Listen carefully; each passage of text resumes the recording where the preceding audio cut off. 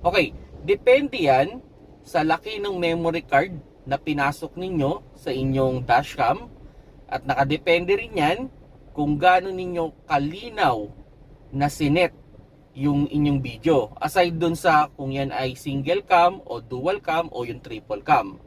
So yan yung mga factor, no? So sabihin na natin pag yan ay 32 gig lang, dual cam, okay, 1080p, pwedeng mga 3 to 5 hours lang yan. Kung halimbawa, 32 gig, 4K, dual cam, pwedeng mga ano lang yan, mga 2 to 3 hours lang yan.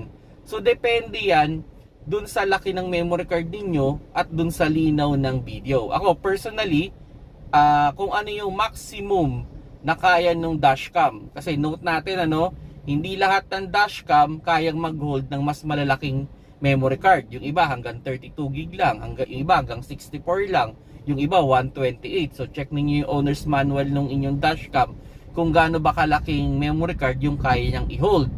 Then sa linaw naman, ako masaya na ako dun sa 1080p. Kasi yung 4K, okay na okay yung 4K. Ang problema, ang bilis talaga niya mag-consume ng memory. So mas lessen yung oras na mailalagay dun sa memory card, no? And syempre naka-activate talaga yung dual cam kasi dual cam yung ginagamit ko ngayon.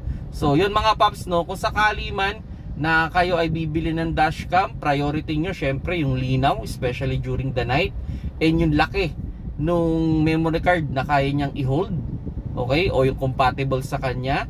Then syempre yung linaw nasa sa inyo na yan kung gusto niyo 4K o 1080p. Yung 720 medyo alanganin na tayo diyan pag hindi na nakikita minsan yung plate number ng ibang sasakyan. So siguro 1080p is a good option. Kung kaya 4K, better 'yon.